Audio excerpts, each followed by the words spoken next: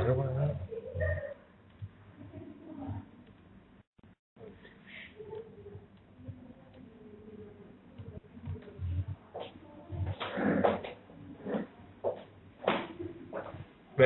selamat sore, selamat berjumpa kembali dengan koreksi webinar pada hari ini.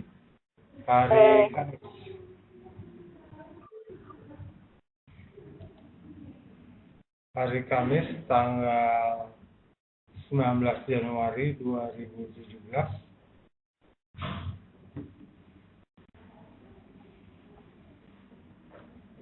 Ada beberapa teman kita yang belum tersambungkan dengan speaker di komputernya. Ini Ibu Dayani, Pak George, dan Pak John.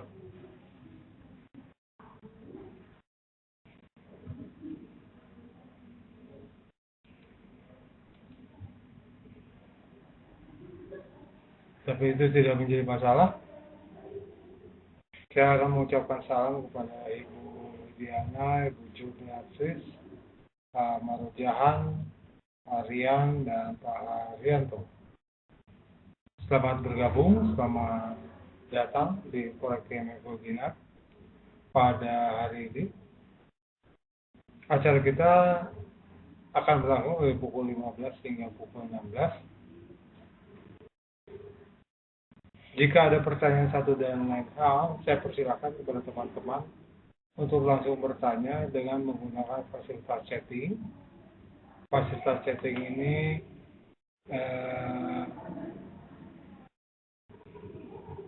tersedia di atas. Artinya kalau teman-teman mengarahkan kursor mouse ke atas, nanti akan muncul pop-up. Situ ada pilihan chat, klik saja. Nanti teman-teman bisa langsung mengetik pertanyaan saya.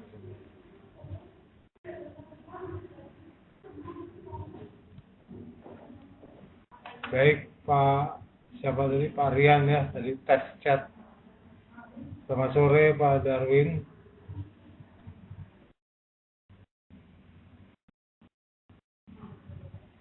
Hari ini kita akan berbicara mengenai edukasi. Edukasi apa? Sebenarnya ini ada edukasi dasar, ya, dasar sekali, tentang apa itu trading forex. Tetapi saya lihat beberapa teman-teman yang sudah trading juga datang, cukup surprise bagi saya karena mereka datang untuk mengerti apa itu trading forex. Baik, saya mulai saja.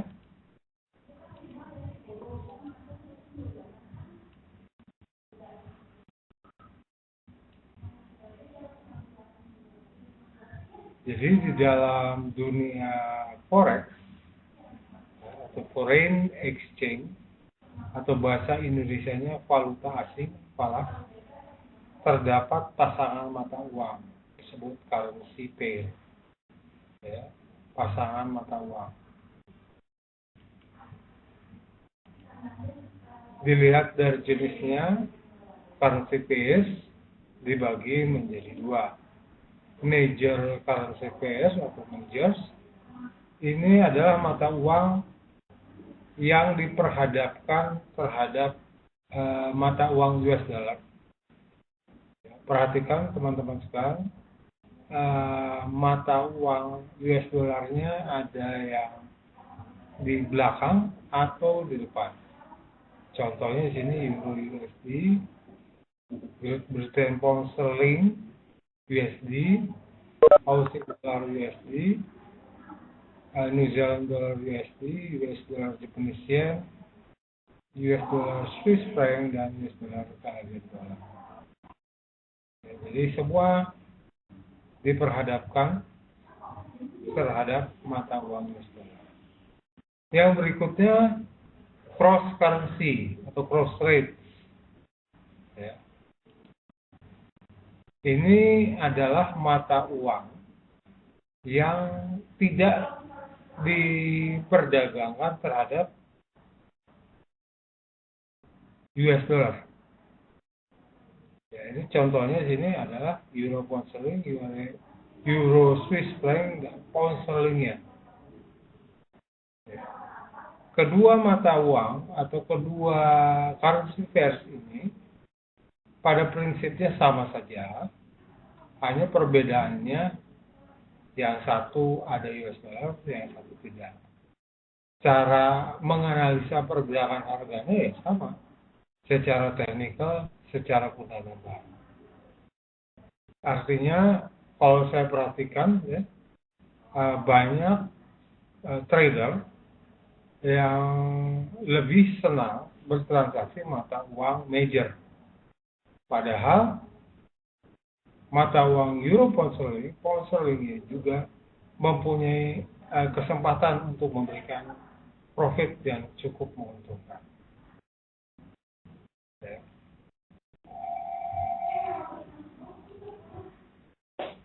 Jadi mata uang pertama disebut base currency. Jadi mata uang yang di depannya, contoh euro terhadap US dollar. Ya. Mata uang euronya disebut base currency. Mata uang kedua disebut counter currency. Ya, ini contoh ada US dollar terhadap Indonesian rupiah. Ya. Base-nya adalah US dollar, counternya adalah Indonesian rupiah. Anggaplah pada saat ini US dollar IDR itu berada di kisaran 13.000. Artinya 1 dolar nilainya setara dengan 13 rupiah. 13.000 rupiah. Jadi yang di depan ya, base currency-nya itu pasti satu. 1 US dollar berapa rupiah? Ya, 1 US dollar berapa rupiah? 1 euro berapa US dollar? Gitu. Ya. Jadi kalau kita melihat di grafik, kita milih mata uang euro USD atau euro pound sterling, itu yang di depannya pasti satu. 1 euro berapa US dollar, 1 euro berapa pound sterling. Jadi ada contoh euro USD pada saat, anggaplah pada saat ini berada di kisaran 1.1165. 1 euro ya, yang di depan itu pasti harus satu ya, setara dengan 1.1165.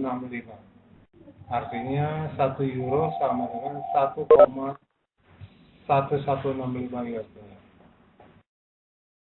Ya. Jadi teman-teman bisa membaca pergerakan harga berdasarkan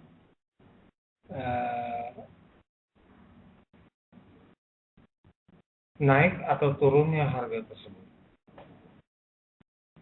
Ya. Jadi kalau ada pertanyaan lagi, ya, 1 euro sama euro USD, 1 euro pada saat ini berada di 1.1165 US dollar. Ya. Yang bergerak itu mata uang US dollar atau euro. Nah ini. Ya. Yang melemah atau menguat itu mata uang US dollarnya atau mata uang euronya. Mungkin teman-teman bisa menjawabnya, bisa mengisi melalui chatting. Yang bergeraknya mata uang base-nya atau counternya.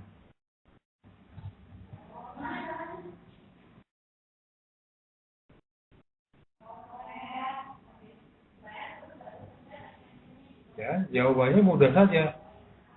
Yang bergeraknya seperti yang saya katakan tadi adalah mata uang counternya atau mata uang yang di belakang. Jadi yang bergerak itu US dollarnya, ya.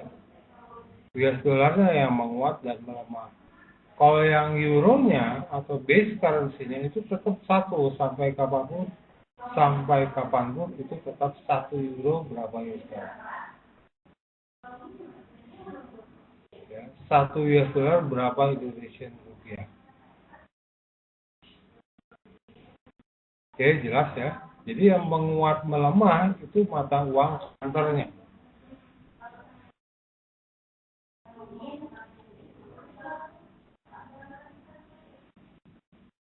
Ya, mata uang counternya. Ketika nilai euro dan US dollar sama, artinya euro USD sama dengan 1 dolar. Jadi 1 euro sama dengan 1 US dollar. Ya, 1 euro sama dengan 1 US dollar.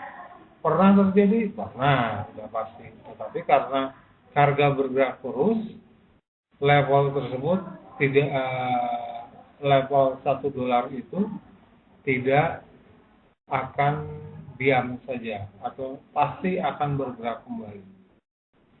Jadi istilahnya 1 euro sama dengan 1 US dollar itu level paritas. Level paritas. Artinya setara gitu ya. Antara mata uang base dengan mata uang counter. Setaranya berapa? Karena saat yang di depan itu 1 euro, maka setaranya juga 1 dolar. Oke, jelas ya? Saya kira tidak terlampau sulit.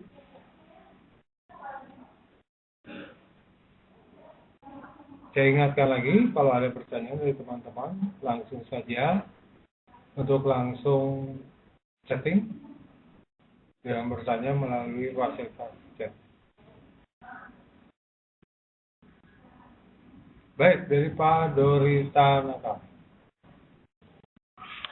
Apa yang mendasari sehingga disebut base currency?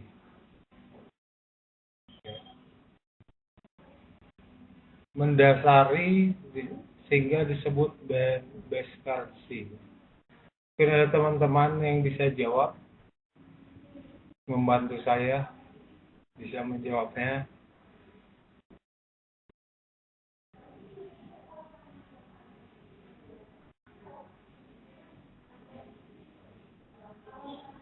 Jadi yang pasti mata uang itu tidak bisa bergerak sendiri. Di mata uang itu bisa bergerak dikarenakan pelemahan penguatan. Pelemahan penguatan terhadap siapa? Nah, itu yang menjadi pertanyaan kita. Terhadap mata uang lawannya. Ya, contoh euro USD berarti 1 euro sama dengan 1,1165 US dollar. Ya. Jadi yang mendasari kenapa perlunya base currency karena mata uang itu tidak bisa berdiri sendiri. Ya. Tidak bisa hanya satu. Jadi dolar melemah, dolarnya menguat. Itu kepada siapa? Gitu ya. Dolar melemah tersebut, dolar menguat itu kepada siapa? Terhadap Japanese yen atau terhadap euro? Nanti seperti itu. Jadi yang mendasari itu sehingga disebut base currency dikarenakan mata uang tidak bisa bergerak tanpa mata uang padanannya atau mata uang kedua. Kurang lebih seperti begitu Pak Dorita. Dan ingat, kita jangan salah untuk menulis Contoh 1 euro atau euro USD, kita tulis euro sama dengan USD atau euro strip USD, ya, atau euro garis miring USD. Jangan pernah kita menulis US dollar garis miring euro. Kenapa? Karena kita pasti akan salah buka posisi. Karena yang diperdagangkan di koreksi MF atau di pasar itu euro terhadap US dollar. Apakah ada perdagangan mata uang antara US dollar dan euro? Ada saja. Siapa yang melakukan tersebut? Negara-negara yang melakukan transaksi tersebut. Biasanya transaksi fisik. Tetapi kalau transaksi online seperti yang sering kita lakukan, mata uang itu euro USD. Itu dikarenakan sudah disahkan secara ada ISO-nya. Kurang lebih seperti itu. Jelas ya?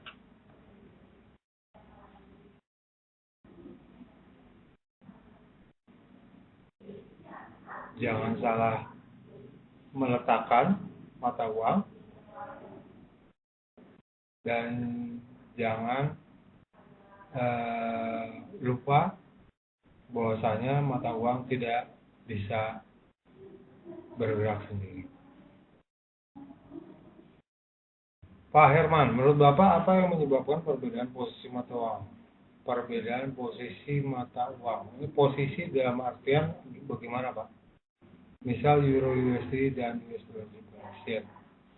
Bisa dijelaskan perbedaan posisi agar saya bisa lebih jelas menangkap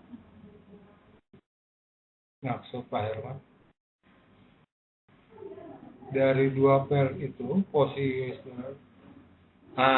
Oke.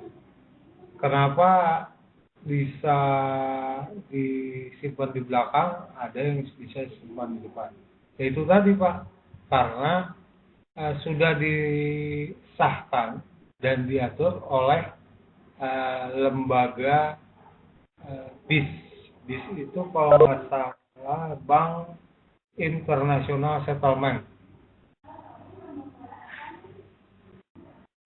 Jadi tidak bisa sembarangan kita merubah-rubahnya, kecuali kita bertransaksi Japanese yen US dollar, biasanya dikarenakan transaksi fisik yang dikaitkan dengan perdagangan internasional. Yang menyebabkan perbedaannya itu sebenarnya karena sudah ditentukan saja, Pak. Sudah ditentukan oleh Bank International Settlement, BIS,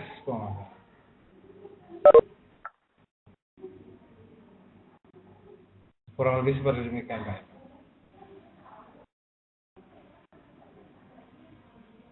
Sebenarnya US dollar euro juga ada, tetapi antar negara yang bersangkutan atau antar pelaku yang bersangkutan.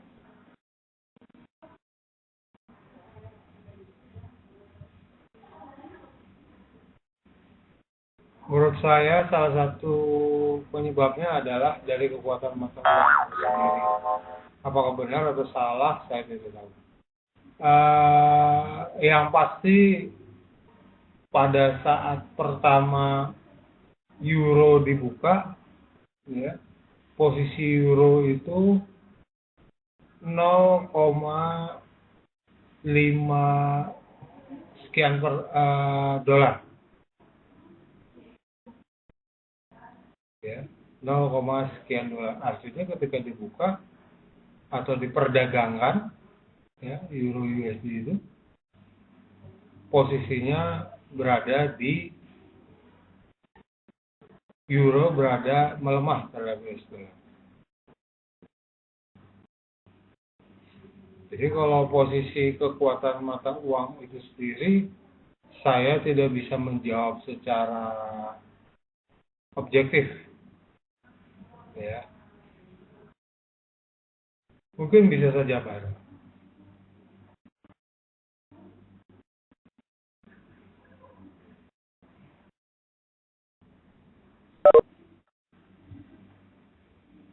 Baik, saya lanjut ya. Tadi mengenai uh, base currency, counter currency, kita masuk direct versus indirect currency. Ya. Direct currency itu seperti ini, ya, US dollarnya sebagai counter, Euro USD, pound sterling USD, Aussie dollar USD. Indirect currency, US dollarnya yang di depan, Swiss franc, US dollar Swiss franc, US dollar Japanese yen. Jadi saya ingatkan sekali lagi, bahwasanya sini sudah ditetapkan oleh Bank International Settlement, ya, peletakan mata uang ini. Ya, letaknya di depan, ada yang letaknya di depan, di belakang.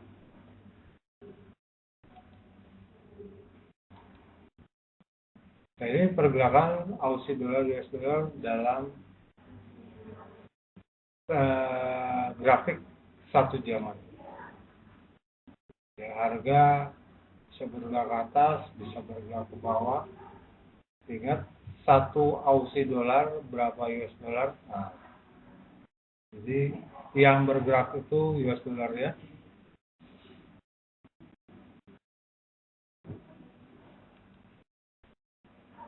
Ketika grafik naik, artinya US dollar sedang melemah terhadap Aussie dollar. Atau Aussie dollar yang menguat terhadap US dollar. Ya, saya kira ini udah ini ya, udah bisa ya semua teman-teman.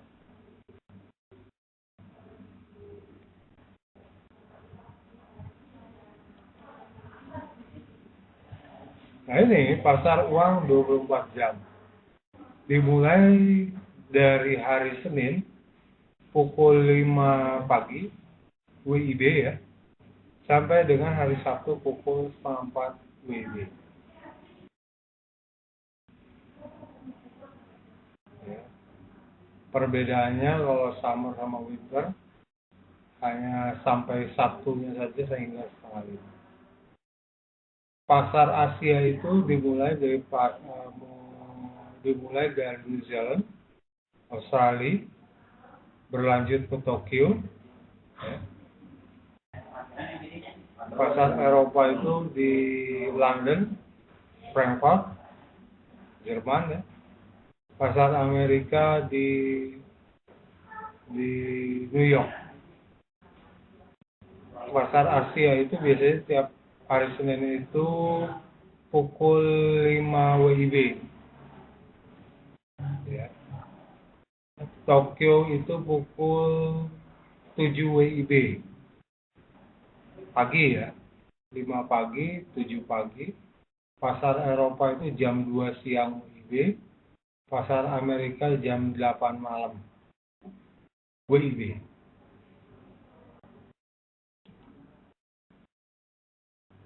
Ya. Yang mau saya tekankan di sini, mau saya sampaikan, pemilihan mata uang itu alangkah baiknya disesuaikan ketika pasar tersebut buka. Oke. Contoh, kita mau trading pound sterling USD ya, di pasar Tokyo. Kebanyakan ya tidak banyak bergerak pound sterling USD-nya.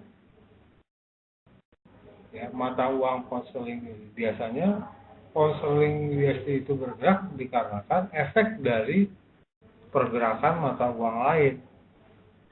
Contohnya dari cross currency, pound sterling yen, ya GBP Japanese yen.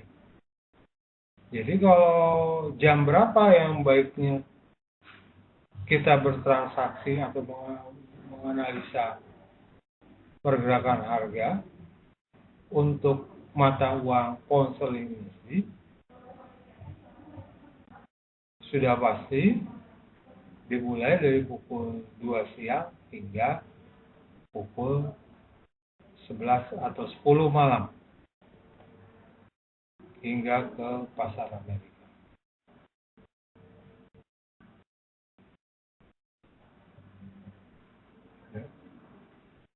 Jadi pemilihan pasar juga menentukan posisi.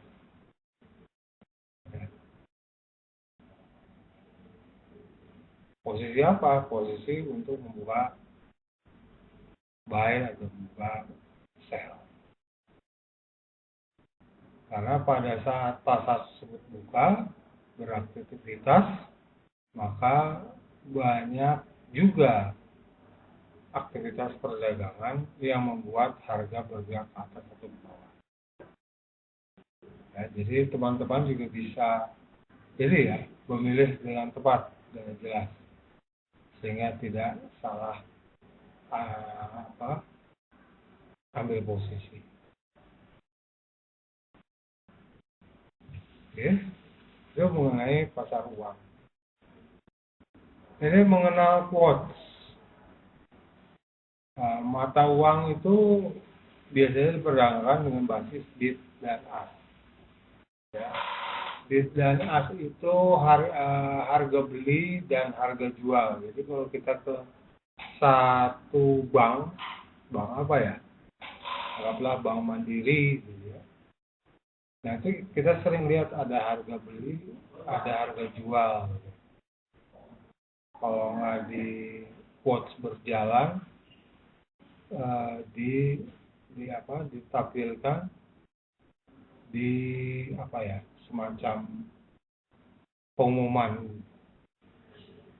ya. Berapa harga US dollar Indonesia rupiah atau GBP IDR, pasti harga beli harga jual. Perbedaan dari harga beli dengan harga jual adalah spread. Ya. Jadi ketika kita membuka posisi buy, itu menggunakan posisi ask atau mendapatkan harga ask. Dan ketika melakukan posisi jual, maka kita mendapatkan harga bid. Itu saya kira tidak terlampau jelimet ya. Ini ada contoh Euro USD, harga bid dan ask-nya kalau kita mau buy atau sell. Ya. Yang 1.30000 itu harga bid. Harga ask 1.30025. Harga ask biasanya lebih besar dibandingkan harga bid. Ya, harus lebih besar. Jadi kalau kita mau buka posisi buy, dapat harga ask. Yang di sebelah kanan, kalau kita mau sell, dapat harga bid di sebelah kiri.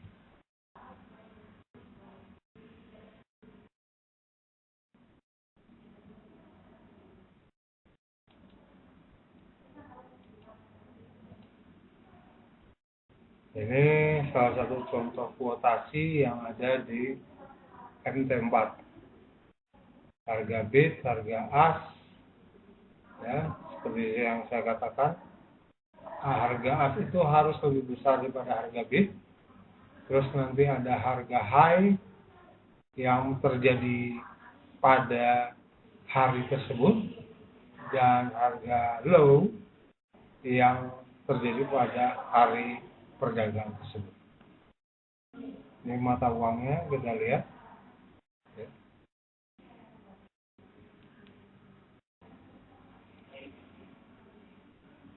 Ya, itu perbedaan bid sama ask spread.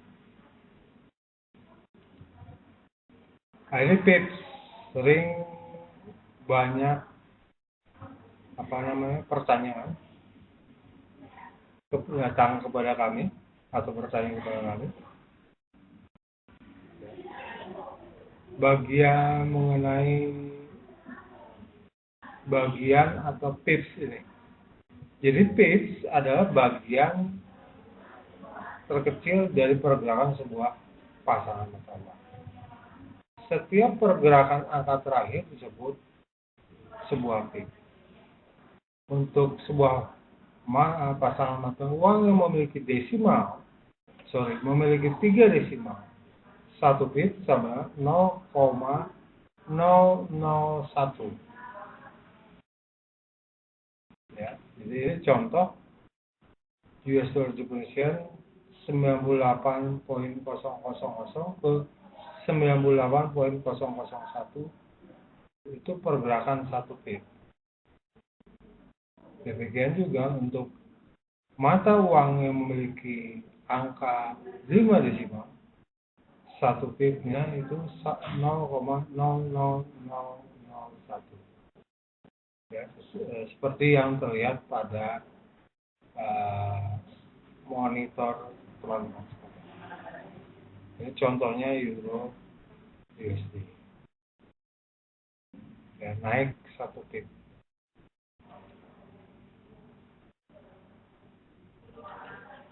Nah, ini swap.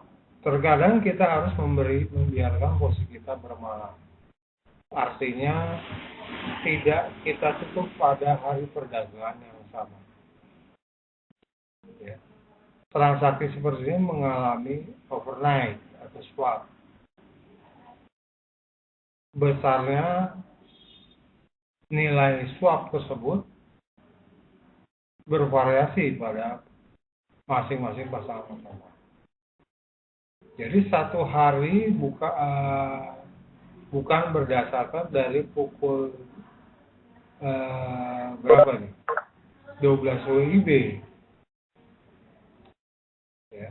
Tetapi dari 24 jam market open.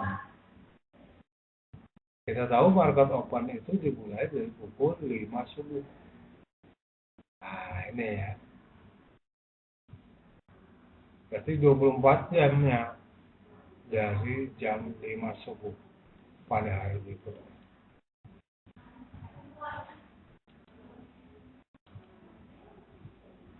Ya.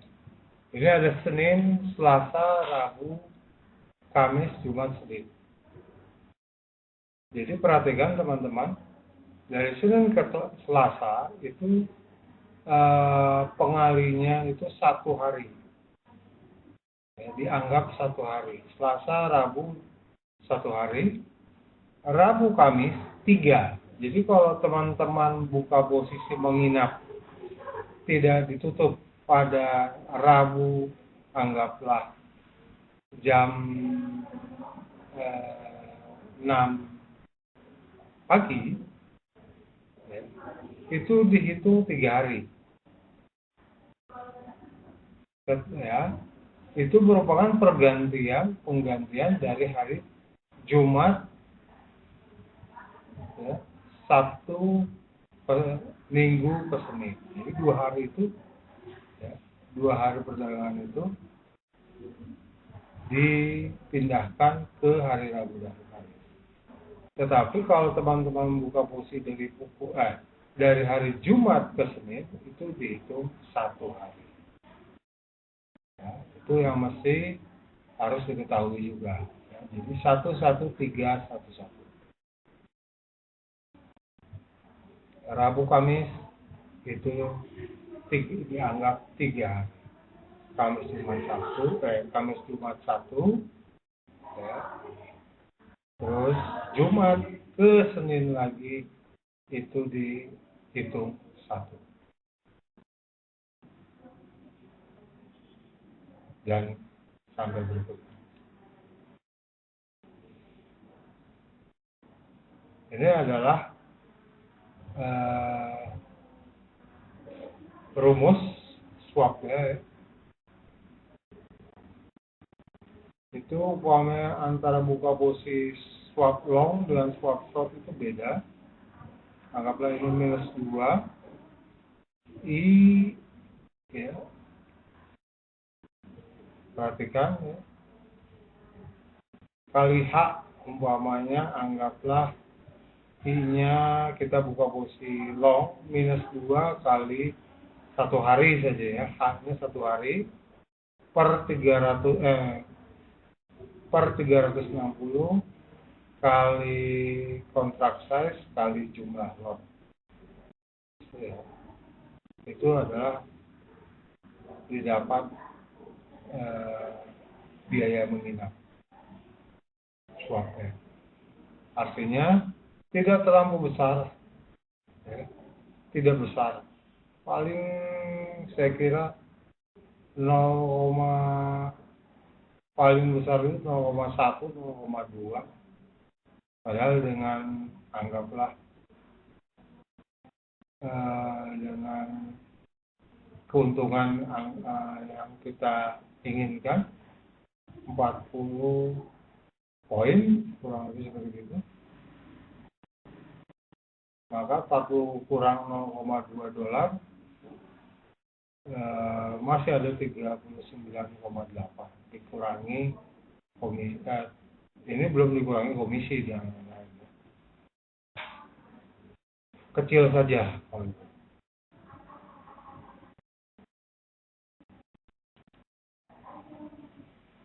Baik, saya kira itu saja yang mesti diketahui oleh teman-teman sekalian tentang trading forex.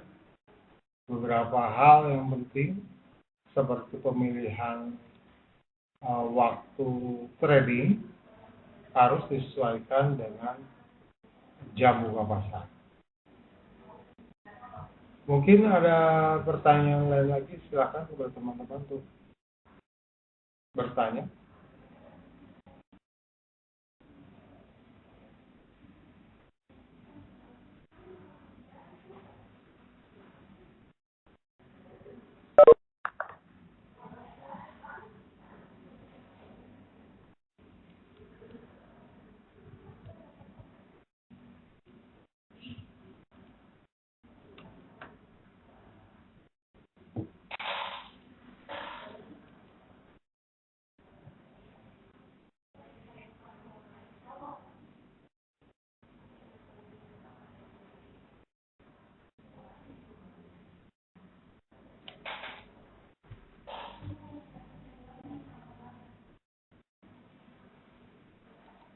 Kalau di ini, kalau kita lihat di MetaTrader, ini kita bisa melihat di simbol, ya.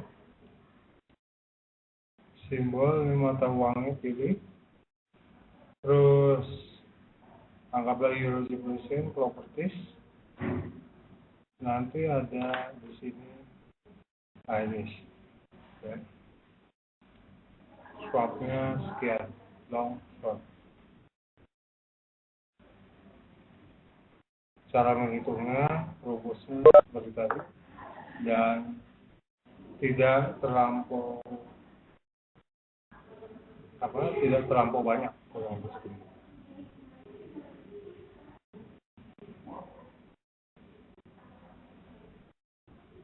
Atau tidak terlampau besar.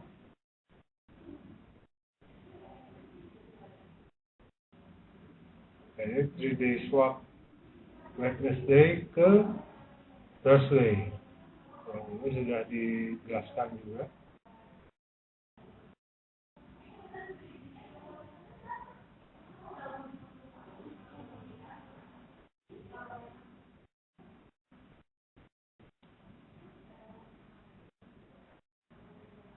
Jadi Euro Japanese Yen. Beda-beda tiap ini ya. Ini konseling USD. Untuk buka posisi buy untuk New Zealand dollar USD, ya. Jika posisi menginap kita dapat 0,25. Malah dapat kan? Tetapi kalau kita buka posisi sell, kita bayar posisi menginap minus 3,2. Jadi swap itu bisa bayar, kalau minus bayar, kalau positif ya berarti kita dapat demikian.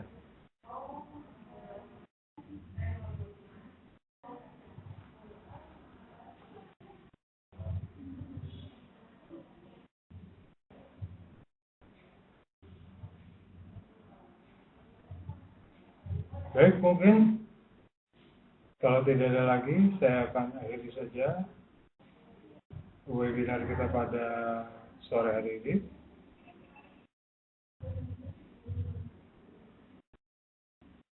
Karena seperti yang saya bagikan tadi, ini adalah webinar untuk pemula, tetapi supervise bagi saya banyak yang datang. Saya akan akhiri saja. Terima kasih untuk Ibu Dayani, Pak Jos, Bu Diana, Pak John, Bu Juniasis, Pak Murujahan, Pak Riko, dan Pak Umu Hijrah. Apa yang kami bagikan semoga bermanfaat kepada teman-teman sekalian. Jangan lupa menggunakan stop loss, karena stop loss adalah modal kita. Itu saja dari kami, Forex Webinar mengucapkan sampai jumpa di webinar berikutnya. Saya Freddy Rodo, salam.